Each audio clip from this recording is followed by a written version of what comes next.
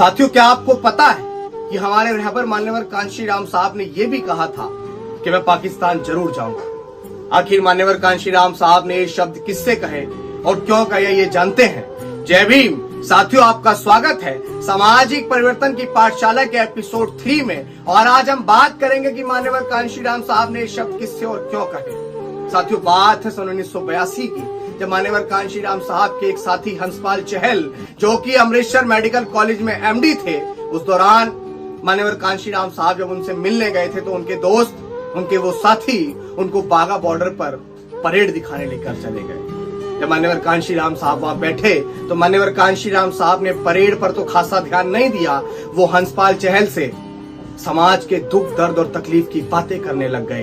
वो कहने लग गए कि मेरा ये समाज जो सदियों से सोया हुआ है, जो सदियों से वंचित है, पीड़ित है, जो बहुत सारे क्षेत्रों से पिछड़ा हुआ है, मैं उस समाज को मांगने वाले से देने वाला बनाना चाहता हूं। तो मान्यवर कांशीराम साहब के बगल में एक रेंजर बैठे हुए थे। उस रेंजर ने मान्यवर कांशीराम साहब से ये कहा कि साहिब, कभी पाकिस्तान भी आओ। तो मान्यवर कांशीराम साहब ने ये कहा कि मैं पाकिस्तान भी जरूर आऊंगा। उसके बाद थोड़ी देर शांत रहने के बाद मान्यवर कांशीराम साहब ने पलट के एक और बार जवाब दिया।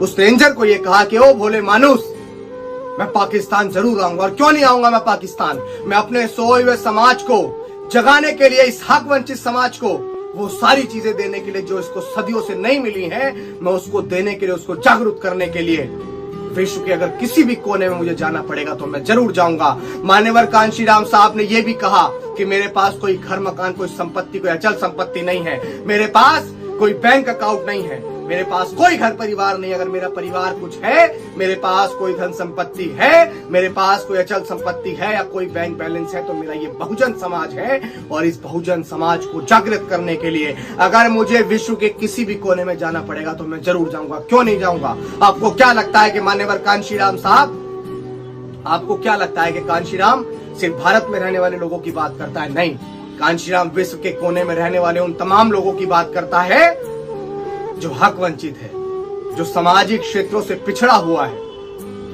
जिसको सदियों से कुछ भी नहीं मिला, जो शिक्षा के क्षेत्र से पिछड़ा हुआ है। तो साथियों, मान्यवर कांशीराम साहब का यह सपना था कि हमें इस देश का हुक्मरान बनना है, लेकिन मान्यवर कांशीराम साहब के सपने की ओर कोई नहीं देख रहा है।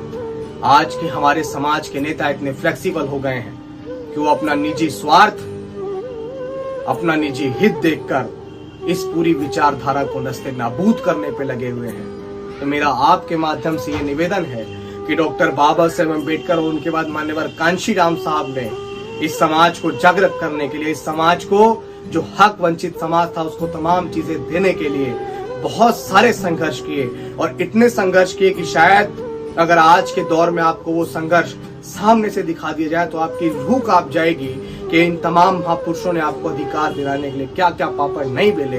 लेकिन आज के हमारे नेता इतने फ्लेक्सिबल हैं कि वो अपने निजी हित, अपने निजी स्वार्थ को देखते हुए उस पूरी विचारधारा को खत्म करने पे लगे हुए हैं। मेरा निवेदन है आपसे कि सामाजिक परिवर्तन की ओर बढ़िए, क्योंकि अगर सामाजिक परिवर्तन नहीं होगा, अपने तमाम नेता एकजुट नहीं होंगे, हम आपसी भाईचारे के साथ नहीं रहेंगे और एकजुट होकर देश की सत्ता की ओर नहीं बढ़ेंगे, तो आने वाला कल बेहद भयावह है। जय भीम साथियों, जय भारत, जय संविधान। आपसे फिर मुलाकात होगी एक नए एपिसोड में।